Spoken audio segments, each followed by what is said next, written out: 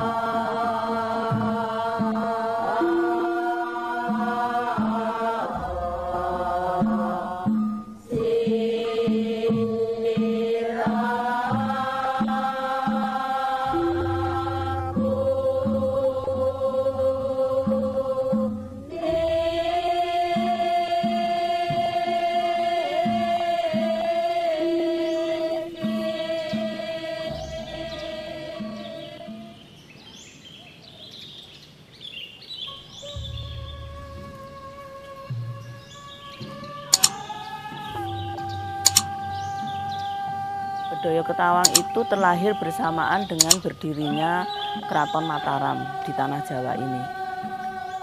Karena itu sebagai pusaka dari Keraton Mataram yang terah tumerah adalah di Keraton Surakarta Diningrat. Jadi Bedoyo itu didapat oleh Eyang Panembahan Senopati yang disempurnakan oleh Eyang Sultan Agung. Ini hanya terdengar iringan di dalam alam meditasinya beliau.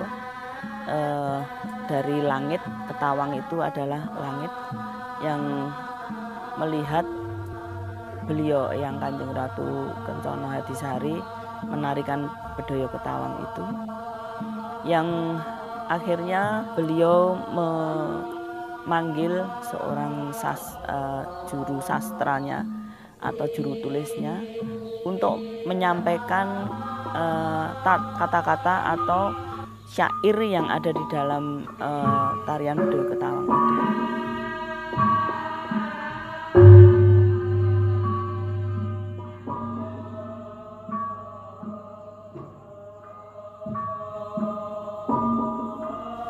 Jadi Bedoyo Ketawang sendiri sejak Pakubono ketiga itu naskah yang paling tua yang saya temukan di Sasono Pustaka Keraton Surakarta, perpustakaan keraton yang didirikan oleh Pakubono ke-10 di tahun 1920. Namun karena Bedoyo Ketawang ini adalah sebuah pusaka, jadi untuk regenerasi juga termasuk pesindennya ini tidak memakai notasi, tidak pakai teks, baru ditulis di Pakubono ketiga, itu saja tidak lengkap itu. Jadi kemampuan seorang penari juga seorang pesinden diharapkan kemampuan untuk mengingat bagaimana menyanyikan atau lagu dari iringan Bedoyo Ketawang itu. Karena ini termasuk pusaka keraton yang diturunkan dengan di istilah keraton itu sastra hawi carito. Jadi sastra yang tidak boleh ditulis, yang boleh hanya dituturkan saja. Tari Bedoyo Ketawang sampai saat ini memang dipertahankan, hanya ditampilkan untuk upacara kebesaran keraton. Saat itu Keraton Mataram, sampai saat ini ya menjadi Keraton Kasunanan itu. Jadi hal ini memang karena ada wasiat dari Kanjeng Sultan Agung Hanyokrokusumo pada waktu proses penciptaan tari Bedoyo Ketawang. Itu kemudian ada mitos bahwa Sunan Kalijogo ikut hadir di dalam proses penciptaan tari Bedoyo Ketawang itu. Juga Kanjeng Ratu Kidul juga ikut hadir dan bahkan melatih tari untuk Bedoyo Ketawang itu. Maka di situ terjadilah satu wasiat bahwa tari ini disebut tari Bedoyo Ketawang dan ini dipertahankan sebagai pusaka keprabon Jawi. Itu artinya menjadi pusaka kerajaan Jawa yang hanya ditampilkan ketika acara-acara atau upacara kebesaran kerajaan. Jadi tidak sembarangan tari Bedoyo Ketawang itu ditampilkan. Dan masyarakat menghormati itu, sehingga bedoyo-bedoyo yang lain itu bisa dipelajari di luar. Contohnya ada bedoyo Durodasih, bedoyo Pangkur, bedoyo Lolo dan lain-lain. Itu dipelajari dan ditarikan juga di luar keraton. Tapi sebagai bentuk penghormatan bahwa Bedoyo Ketawang itu merupakan pusaka keprabon Jawi, Bedoyo Ketawang hanya ditampilkan pada waktu upacara tinggalan dalem susuhunan.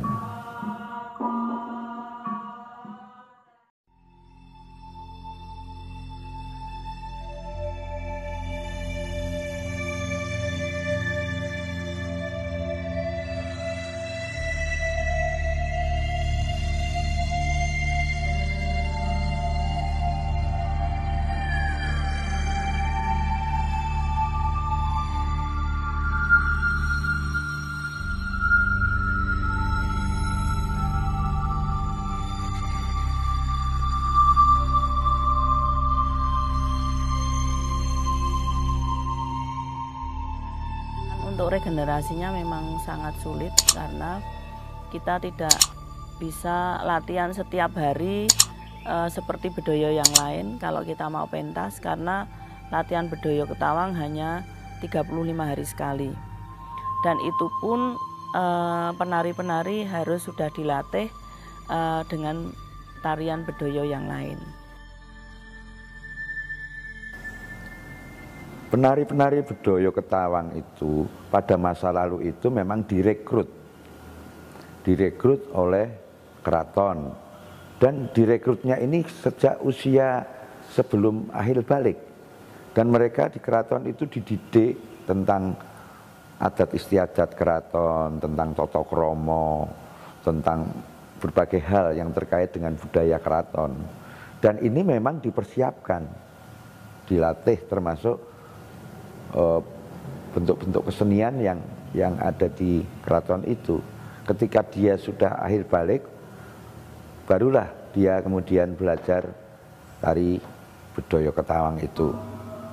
Nah, tapi saat ini agak berbeda rekrutmennya, ya, jadi mencari juga penari-penari yang mungkin di luar keraton, yang punya kemampuan dan memang berniat dan berkeinginan untuk ikut menari bedoyo. Itu juga kemudian harus berproses, harus selalu mengikuti latihan-latihan tari yang ada di keraton, termasuk latihan budaya Ketawang yang dilakukan setiap hari Selasa Kliwon.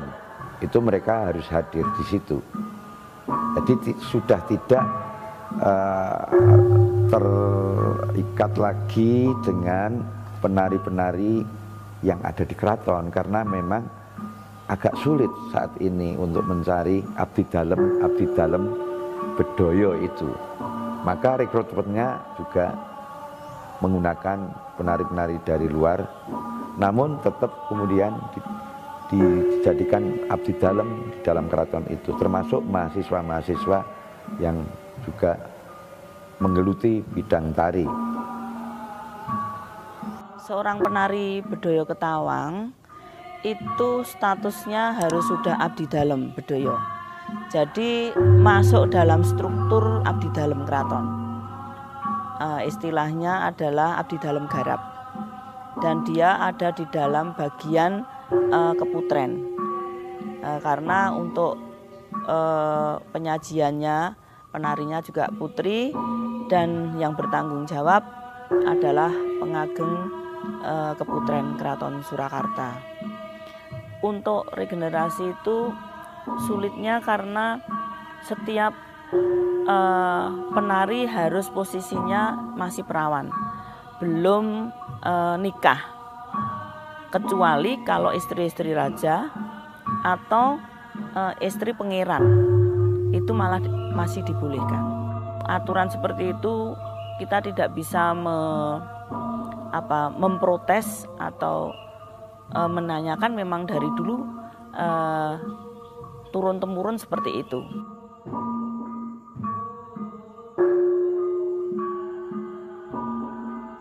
Setiap saya mendidik seorang penari, sewaktu dia sudah narinya mapan, mungkin dia sudah hafal di pendopo ini, dia harus nikah, otomatis sudah tidak bisa ikut tari bedoyo Ketawang lagi, menarikan bedoyo Ketawang. Nah, ini regenerasinya ini yang saya harus mati-matian untuk menjalankan ini.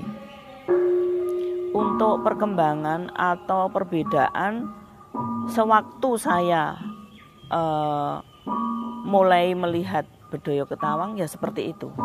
Karena bedoyo Ketawang ini mulai dari awal buka celuk sampai akhir dari tarian itu nyambung antara syair yang dinyanyikan dengan tarian yang ditarikan. Jadi kalau ada kesalahan atau kekurangan dalam tarian, itu akan merusak gendingnya atau rangkaian syair yang harus disampaikan sindenanya. Jadi sampai sekarang juga seperti itu, 1,5 jam full seperti itu tariannya.